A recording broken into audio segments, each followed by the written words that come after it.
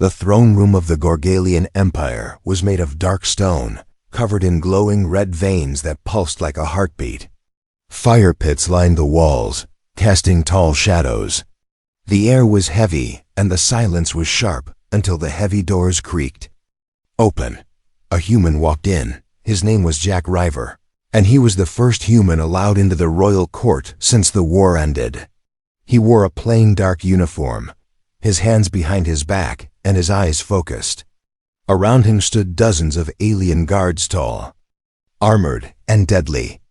They looked down at him like he was an insect, but Jack didn't flinch. At the end of the hall sat Queen Zarkala, the 8-foot-tall ruler of the Gorgalians. Her body was strong and powerful, her eyes glowing gold, and her voice could shake the ground. She leaned forward, resting her sharp chin on her hand, watching the human like a bored lion watching a bug. Jack stopped in the center of the room. "I bring a message from Earth," he said calmly. The queen tilted her head. "Speak, little man." Jack looked around at the alien leaders, the high generals and ministers who stared with cold eyes. He took a deep breath. "Humans and Gorgalians have fought for 10 years. Both sides have lost too much. We now offer peace. Through alliance." The court murmured. Jack continued, "Your scientists know the truth. Gorgalian birth rates are falling. Your future is dying. You need new genes, strong genes, human genes." There was silence for 1 second.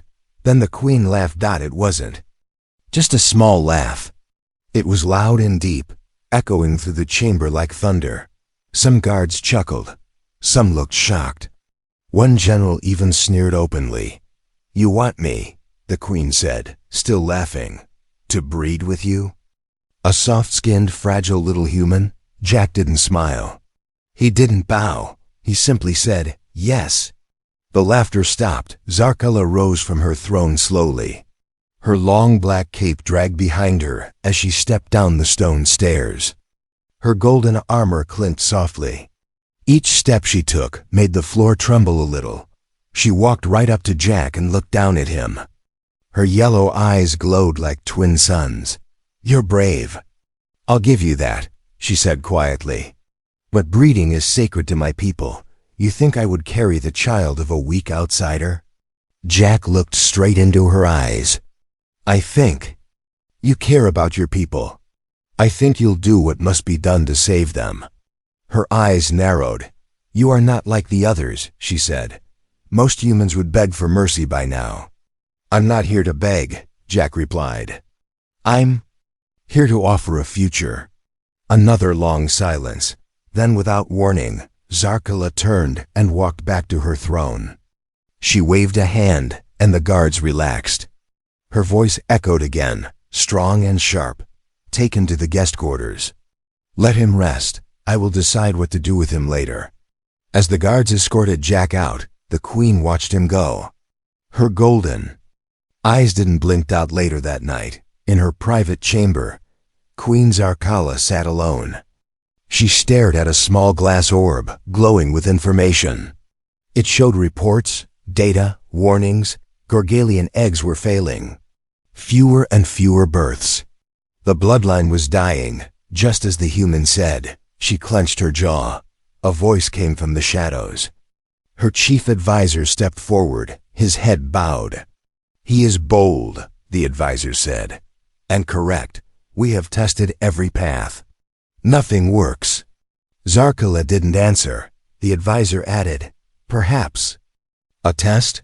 A small one, to see if the human is truly strong, truly worthy." Zarkala finally spoke, her voice low. "Fine, we test him." She stood, her shadow rising like a mountain behind her. "If the human survives, maybe he's more than just a joke." She walked to the window, looking out at the burning skies of her planet. Her voice was quiet, almost to herself. "But if he fails, I will make sure he dies screaming." Asterisk. The scream of a wild beast tore through the jungle night. Branches snapped. Shadows moved. And in the middle of it all stood Jack River, sweating, bleeding, but still alive. He raised a burning stick in one hand and a sharpened bone in the other. The alien beast, twice the size of a human, circled him with glowing eyes and hungry teeth. This was no test, it was a death sentence. But Jack didn't back away. He stepped forward. 12 hours earlier, Jack sat on a stone bench outside the palace walls. His hands were cuffed in energy restraints, and Gorgalian guards stood nearby with plasma spears. A loud voice echoed from a floating speaker. "This is Queen Zarkala. The human will now face the right of survival." Jack raised an eyebrow. "Sounds fun," he muttered. The guards didn't smile. A small hovercraft arrived and dropped a black bag at his feet. Inside were basic supplies: a rope, a knife, a single flare, and some dry food. The guard growled. "Survived 3 nights in the blood jungle. No help, no weapons, no rescue." Jack nodded slowly. "Let me guess, no one's ever made it out alive?" "Only bones return," the guard smirked. Minutes later, Jack was dropped into the deepest part of the Gorgalian jungle. The jungle was alive with strange sounds, clicking, growling, and whispers that didn't belong to wind or animal. The trees were wide and twisted, their branches moving like arms. The ground was wet, and steam rose from glowing green puddles. Jack moved quickly, using the knife to mark trees as he walked. He built a fire before nightfall, using a spark from a power cell he'd hidden in his boot. He wrapped his rope between trees to set traps. Survive. That's all, he told himself. But he knew it wasn't just about survival. He was being watched out high above in a hidden control room. Queen Zarkala sat with her arms crossed, staring at the screen. Beside her stood her generals and advisors. One of them said, "He's clever. Most don't even last the first night." The queen said nothing. Her eyes didn't leave the screen. Back in the jungle, Night One, a shadow crept near Jack's camp. Long legs, sharp claws. It made no sound. Jack waited. The trap sprung. A net flew up, wrapping the creature's legs. It screamed and thrashed, but Jack was already running straight toward it. With a single throw, he stabbed his bone spear into the beast's neck. Blood sprayed. The jungle grew quiet again. Jack stood over the creature, breathing hard. "I'm not here to die," he whispered. "Not today." Day 2, Jack found a waterfall and cleaned his wounds. He studied the plants, tasted a few carefully, and made a thick paste to cover his cuts. He found broken eggs from another beast, large ones, and used the shells to collect water. He even laughed once when a small furry alien tried to steal his rope, but the jungle wasn't done testing him. That night, he heard a cry. It was soft, weak, almost like a baby. He followed the sound and found a Gorgalian cub, its leg broken, trapped in a vine snare. Its eyes looked up at him, full of fear. Jack hesitated. He could leave it. He should leave it. Instead, he knelt down. "It's okay," he said softly, cutting the vine. He picked the cub up gently, wrapped its leg, and fed it some of his food. He carried it back to camp. Back in the palace. The queen stared at the screen, eyes wide. The room was silent. He saved it? One general whispered. Another growled. He should have left it. Mercy is weakness. Zarkala stood up slowly. "No," she said. "Mercy is power." She walked away from the screen, her mind spinning. No Gorgalian warrior would have done that. No one. But this human. He fought like a survivor. He thought like a king. And now he showed care. Like a father. Night 2 ends. Jack sat by the fire, the small cub asleep beside him. He looked up at the sky, 3 moons glowing through the trees. 3 days, he whispered. "I'll make it. You'll see, Queen." But in the shadows, something bigger was watching. Something even Jack might not be ready for. The queen sat alone in a hidden chamber. No crown, no armor, no guards. Only silence and the steady sound of her heartbeat echoing in the dark. A medical scanner hovered in front of her. Its final result blinked red. Fertility failure. Cause: genetic rejection. Status: irreversible. Zarkala closed her eyes, for the first time in her life. She felt fear. It was a secret only 3 people in the entire empire knew, not the generals. Not the people. Not even her closest advisors. Queen Zarkala, the strongest Gorgalian in 1,000 years, was broken inside. Her body rejected all male Gorgalian DNA. No eggs had survived. No heirs had been born. Her bloodline was ending. And she couldn't stop it. The great empire she ruled, the massive army she commanded, they all believed she was still fertile, still able to create the next ruler. They were wrong. That morning, after watching Jack survive his second night in the jungle, she had returned to this private medical room deep below the palace, where no guards were allowed. Her personal healer, a small creature with 6 arms and golden eyes, floated before her. "I'm sorry, Your Majesty," the healer said in a soft voice. "We tried every method. Your body is rejecting Gorgalian males completely now. Is there any hope?" She asked, her voice low and dangerous. "There is one chance," the healer said, hesitating. "But it is untested, unsafe, and shameful in the eyes of your kind." The queen stared at her, sharp and cold. "Say it." The healer gulped. "Cross-species fertilization with the human." Silence. Zarkali stood tall again, like a mountain rising from the sea. "That would make me impure," she said. Healer nodded. "But it may give you a child, a future." Later, in her private chamber, Zarkala watched the screen again. It showed Jack sleeping near the fire, the small cub beside him, curled up against his side. She didn't understand this man. He wasn't strong like a warrior. He wasn't cruel like her people. And yet, he survived. He adapted. He protected, even. The cub, an enemy creature, trusted him. Was that weakness? Or was it a kind of strength Gorgalians had never known? She touched her stomach softly, something she hadn't done in years. It had always felt like an empty place, a silent place. Now she felt something else, a flicker of something dangerous. Something she had sworn to bury long ago, hope. That night, the queen returned to the secret lab. "This is not a command," she said to the healer. "This is a request."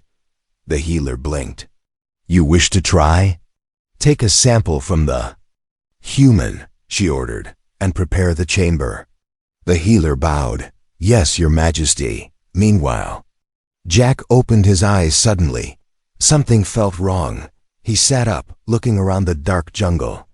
The fire was low, and the cub was asleep. But Jack's skin tingled. He felt like someone had just whispered his name in the wind. He didn't know it yet, but his blood was already being used in a secret, royal experiment. And the queen was no longer just watching him for amusement. She was watching for survival. The next morning, Jack was pulled from the jungle. Not by force, but by invitation. A royal guard arrived, offering food, water, and medical care. "You are called to the palace," the guard said. "The queen requests your presence." Jack raised an eyebrow. "I thought I was supposed to survive 3 nights." The guard said nothing.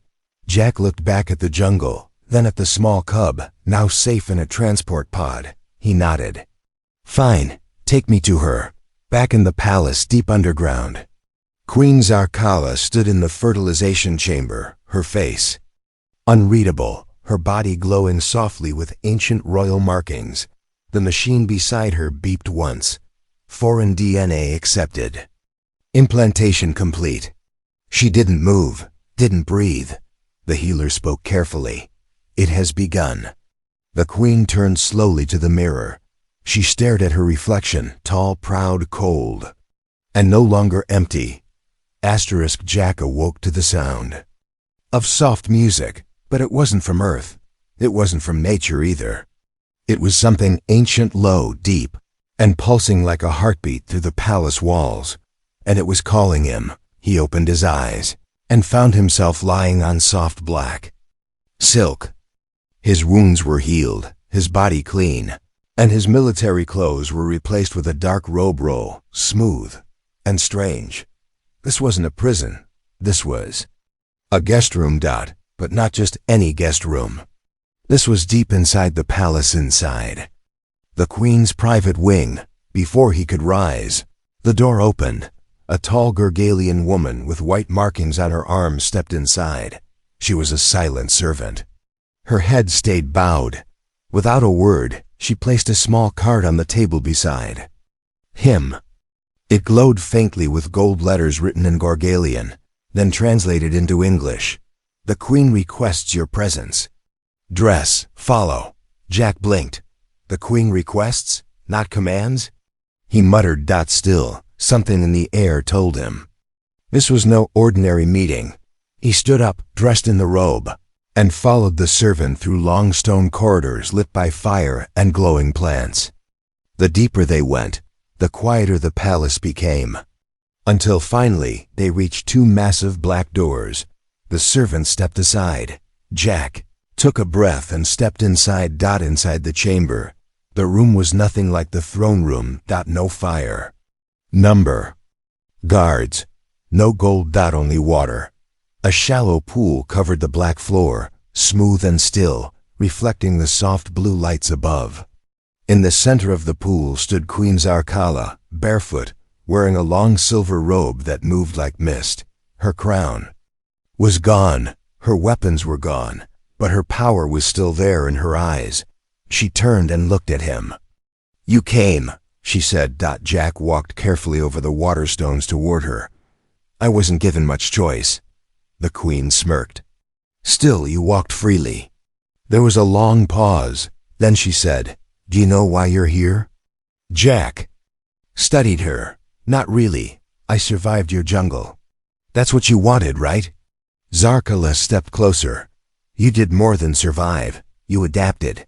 You protected life. You showed strength. And mercy. Jack shrugged. You said mercy was weakness. I was wrong. She stepped even closer.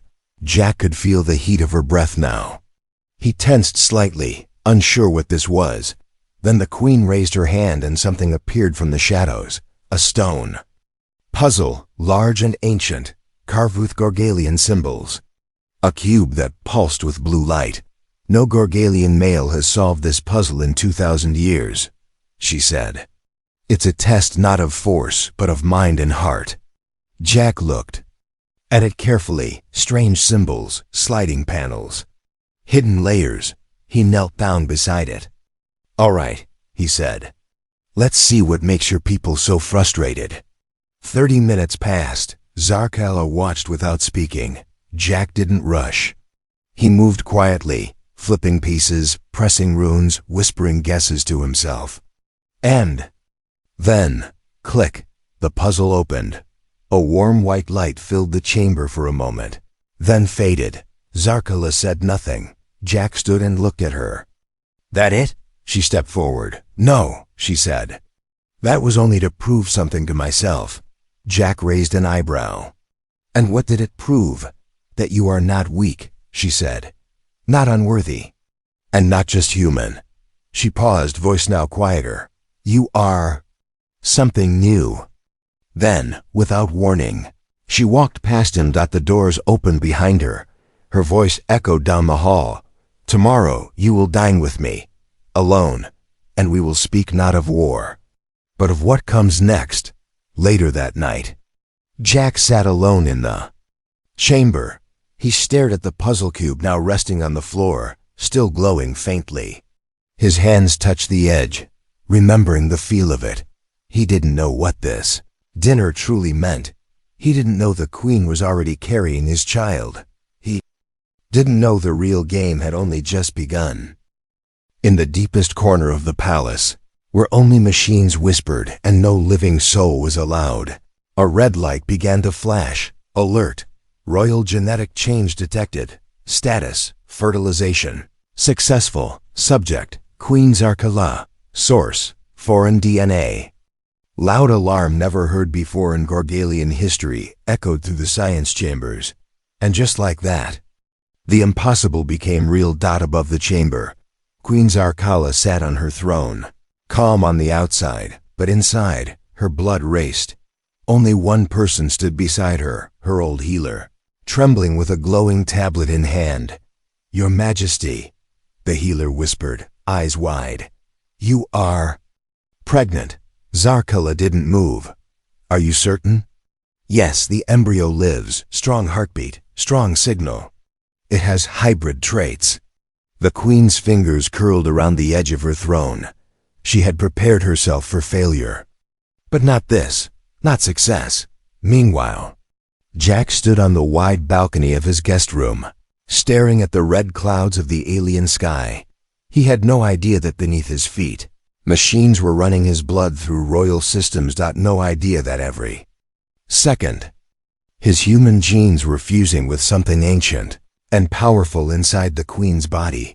He only knew that something felt different, like the air had changed, like the queen's eyes, when she had looked at him last, weren't filled with pride anymore.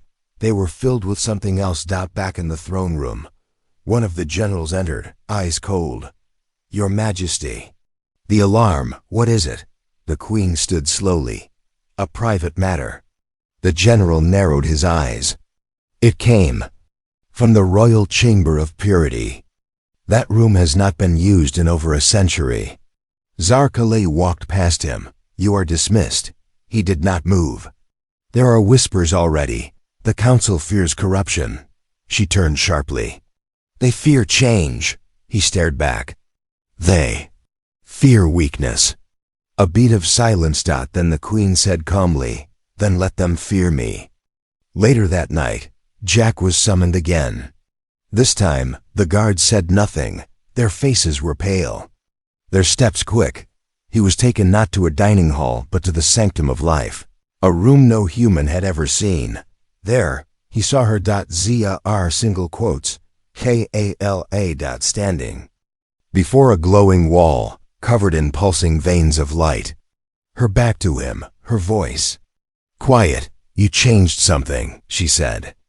Without knowing it, Jack took a step forward. "I'm going to need a little more than that." She turned slowly.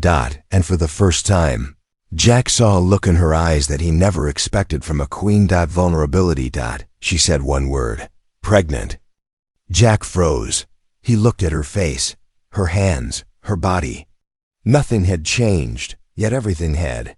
"You're saying I—" She nodded once. Jack stepped back, breath caught in his chest. "I didn't. We didn't even. It was done in secret," she admitted. "A last hope, a test." Jack stared. "And it worked?" She nodded again. "Yes, elsewhere in the palace." The council gathered in a dark hall. One voice said, "A child from a human? This is not a blessing, it is a threat." Another hissed, "We must act before the bloodline is spoiled, before our queen forgets who we are." And one voice whispered, "End the human, before it is too late." Back in the sanctum, Jack finally found his voice. "So what now?" Zarkala looked at him. Not like a ruler, not like a warrior, like someone standing at the edge of a cliff. "That depends on you," she said. He stared at her. "You don't want a father," Jack said carefully. "You want a symbol. Something to show the empire that you're still strong. Is that what you think?" She asked softly. He didn't answer, but his silence said everything. She stepped closer, her hand resting gently on her belly. And then something flickered inside her, a pulse of warmth. A soft kick, life. For the first time in her life, she whispered something no one ever thought she could say. "I don't know how to be a mother." The blade stopped just an inch from Jack's throat. He was wide awake now, heart racing, muscles frozen, staring into the eyes of a Gorgalian assassin standing at the foot of his bed. The alien's voice was cold and sharp. "You were never meant to live, human, and neither is your child." The room was dark, quiet, but Jack's mind was burning. His thoughts screamed, How did they get in? Where are the guards? Why now? But he didn't panic. Instead, he remembered the jungle. He remembered the beast he had faced. He moved fast, grabbing the edge of the blanket, yanking it toward the assassin's legs. The alien stumbled for just a second, and that was all Jack needed. He rolled off the bed, reached under the table, and grabbed the only weapon he had, a metal rod left by a servant. With one swing, he knocked the assassin across the face. A loud thud echoed through the chamber, but footsteps were coming. More were outside. Jack ran toward the side door just as it exploded inward. 2 more Gorgalians rushed in with plasma blades. Their eyes glowed red. Their armor was marked with a symbol Jack had never seen before. This wasn't just an attack. It was a message elsewhere in the palace. Queen Zarkela sat in a silent hall, her hand resting on her belly. She felt the new life inside her shift again, strong and steady. But then she felt something else. Pain, fear, not hers. Jack's. She stood instantly. Where is the human? She demanded. A guard ran in, face pale. His chamber under attack. The queen didn't wait. She ran. Not walked. Not ordered. Ran. Back in the chamber. Jack fought with everything he had, dodging, blocking, hitting. But they were stronger, faster, trained to kill. One blade slashed across his arm. Another missed his neck by a breath. He was cornered. Bleeding. Gasping. Then dash. The wall shattered. Queen Zarkela stormed in like a hurricane of fire. No crown. No robe. Just pure fury. She didn't speak. She didn't hesitate. She grabbed one assassin by the neck and crushed his throat in her hand. Another tried to run. She threw her spear and pinned him to the wall like a doll. The last one knelt, shaking. Mercy, my queen, he begged. She stepped forward, eyes glowing gold. There is no mercy for traitors. Her fist ended him in one blow. After the battle, Jack sat against the wall, bleeding, breathing hard. His hand trembled. The queen walked to him and knelt beside him. You should not have been alone, she said softly. Jack looked at her, still in shock. They wanted to kill you too. No, she said, her voice dark. They wanted to kill our future. She gently placed her hand on his chest. But they will fail. He looked at her. You're not just a queen anymore, are you? She shook her head. No, I'm a mother now. And I will protect my child and its father. Hours later, the queen stood before the full council. Her armor was covered in blood. The heads of the traitors were laid at her feet. Her voice was cold, sharp as glass.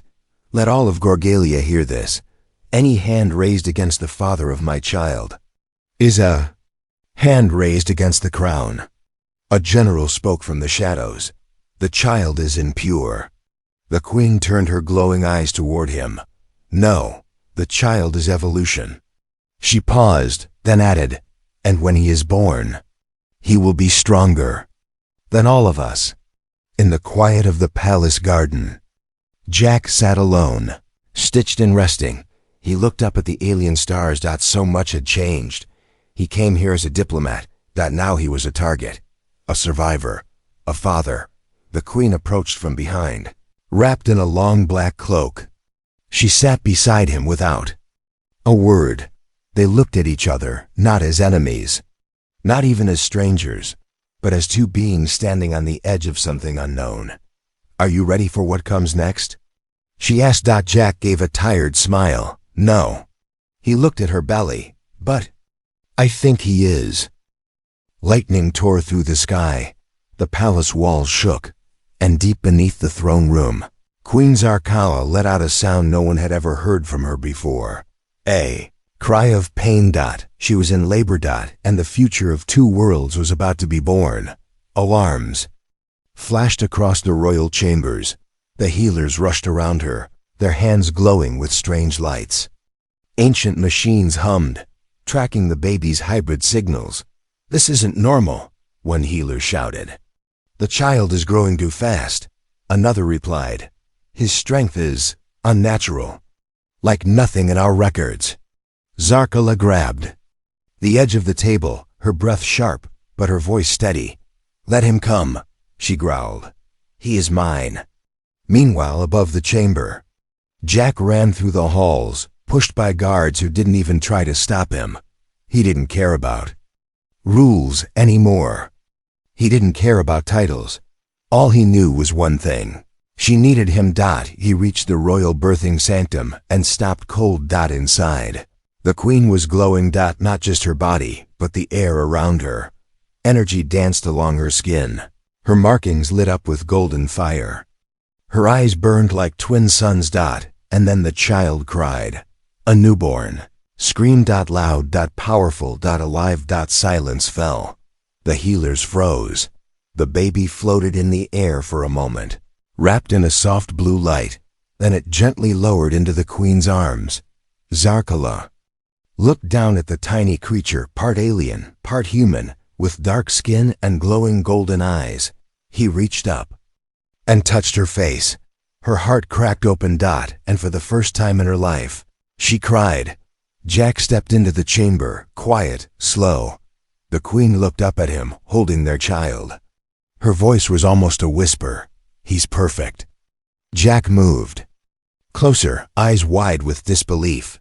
"Is he healthy?" "He is beyond healthy," she said. "He is something new."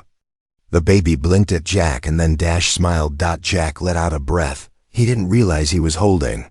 "I never imagined this," he said. "Neither did I," she replied. But not everyone was celebrating. Outside the palace, the elders of the old blood stood together in silence. One of them spoke. "He is strong, yes, but will he be loyal to us, or to the human inside him?" Another hissed. "The queen has broken tradition, but she has won the people." The last elder said coldly, "Then perhaps it is time we stop fighting evolution and start following it." 3 days later, the palace gates opened wide. For the first time in Gorgalian history, every citizen, noble and poor, was allowed into the throne grounds. Queen Zarkala stood tall, armor shining, crown replaced with a robe of peace. In her arms, the hybrid child. At her side, Jack River. She raised the child high. And the crowd knelt. Tears, roars, and chants filled the air. The child of two worlds. The future. The Starblood heir. After the ceremony, Jack and Zarkala walked together through the quiet garden behind the palace. "He has your eyes," Jack said. "And your heart," Zarkala replied. They sat under a glowing tree, the baby sleeping between them. Jack looked at the stars. "I came here to sign a peace treaty," she smiled. "Instead, you gave us a future." They sat in silence for a while. And then softly Zarkala whispered, "I never believed I could love someone not of my kind." Jack looked at her. "But you're not just a human anymore," she said, touching his hand. "You're the father of a king."